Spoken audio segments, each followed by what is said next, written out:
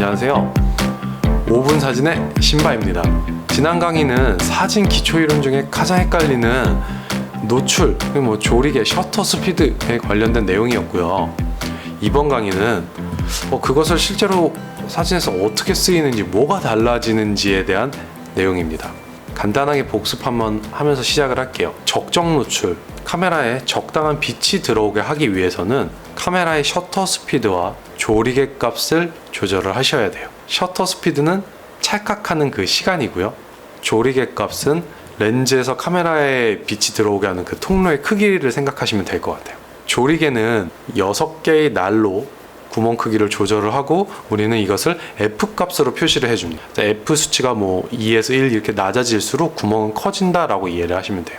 조리개 값을 바꿀 수 있다라고 제가 말씀을 드렸죠. 그거에 맞춰서 셔터 스피드만 바꿔주면 노출은 똑같으니까요.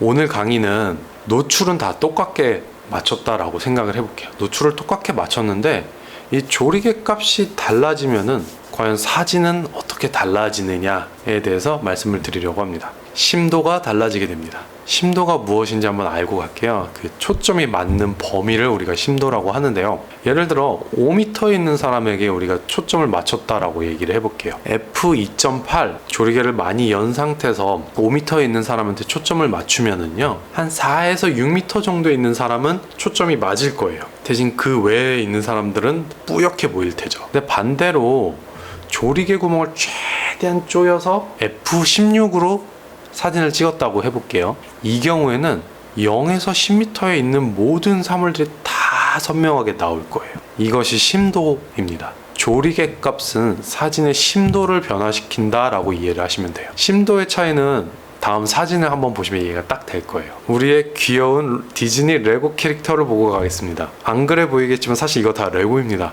많이 발전했죠? 이거 제가 모으는 거기도 한데 4가지 경우 사진 모두 다 분홍색 미니마우스를 기준으로 해서 초점을 맞추고 동일한 노출 값으로 사진을 찍은 사진들입니다. f1.4로 조리개 값을 최대한 개방하고 찍었을 때는 미니마우스는 선명한데 나머지 3캐릭터는 다 뿌옇게 나온 걸 볼 수가 있어요. 심도가 엄청 얕은 거죠, 이 경우는.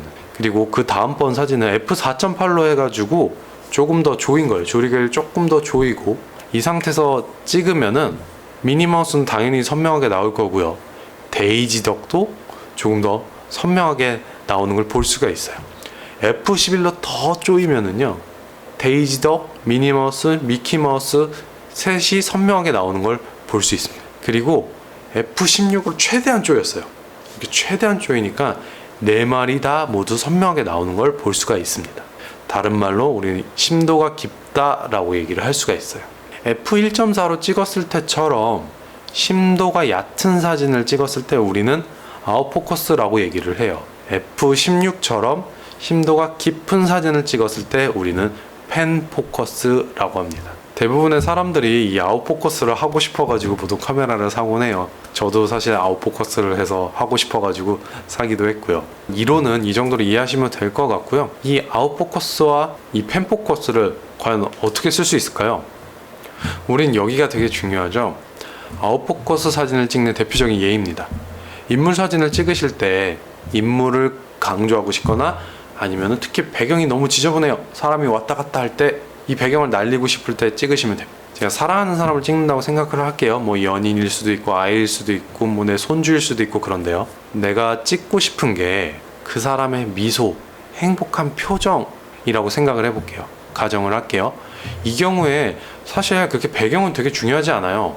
이 사진에서 내가 의도하는 거는 인물의 표정입니다. 이 사람에게 집중을 시키고 싶으신 거예요. 의도를 담는 거죠. 이럴 경우에는 우리가 조리개 값을 최대한 낮춰서 아웃포커스인 상태로 사진을 찍으시면 됩니다. 아니면 또 배경이 지저분할 때 쓰시면 될 것 같고요. 펜포커스로 찍는 사진에 대해서 말씀을 드릴게요. 저희가 여행을 왔어요. 눈에 보이는 이 장관 다 찍고 싶어요. 이럴 때는 조리개 값을 높여서 최대한 조이는 겁니다. 펜포커스인 상태로 찍으시면 됩니다. 그래서 풍경 사진일 때 많이 찍고요. 인물 사진일 때도 사진 쓰기는 해요. 예시 한번 볼게요. 저희 아버지 사진인데요. 저희 아버지가 보통 이런 사진을 가장 많이 찍으세요. 사진 딱 보면 느낌이 오시죠? 사진이 말을 하고 있어요. 얘들아, 나 감악산 운계 폭포 왔다 라고 얘기를 하고 있는 것 같잖아요. 보통 여행 가서 많이 찍으세요. 여행 갔을 때는 사람의 표정, 사람도 중요하지만 여기 왔다라는 걸 보통 남기고 싶잖아요. 그래서 이런 때에는 펜 포커스로 사진을 많이 찍으시면 됩니다. 렌즈랑 한번 연결시켜 가지고 한번 볼게요. F 조리개 값을, 조리개 크기를 조절을 하면은 우리가 심도를 조절할 수 있다고 말씀을 드렸어요. 그런데 이 F 값을 조절할 수 있는 범위는 렌즈의 성능이에요. 그래서 렌즈마다 다 다릅니다. 과연 최대 개방했을 때의 조리개 값을 렌즈 옆에다 적어두게 돼 있어요. 왼쪽 사진을 볼게요. 2.8대 1이라고 나오죠?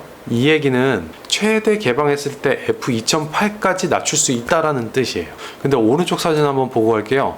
3.5부터 6.3 두 가지 숫자가 써 있잖아요. 이것은 우리가 사진을 찍을 때 줌을 당기잖아요. 가까이 있는 거 확대도 하고 이렇게 멀리 보게도 하고 이렇게 당기는데 이 줌을 왔다 갔다 할 때마다 f 값이 변동된다는 거예요. 그래서 뭐 최대한 뭐 망원으로 놓고 찍었을 때는 f6.3밖에 안 나오고 반대로 근거리로 당겼을 때는 f3.5까지 나온다라는 것을 표시를 한 겁니다. 왼쪽에 있는 것처럼 숫자가 하나만 표시되어 있으면은 우리는 이 렌즈를 고정 조리개 렌즈라고 얘기를 하고요. 숫자가 두 개가 나오면은 우리 가변 조리개 렌즈라고 합니다. 가변 조리개 렌즈를 쓰실 때 왜 F 값이 안 내려가? 뭐 이렇게 혼돈을 가지실 때가 있으니까 미리 좀 참고를 하세요. 이건 렌즈 성능입니다. 그리고 보통 고정으로 조리개 값이 이렇게 하나 나와 있는 게 가변보다 비싸니까요. 이것도 참고하시고요. 오늘 강의는 여기까지입니다. 강의가 좋으셨다면 좋아요와 구독 부탁드리겠습니다.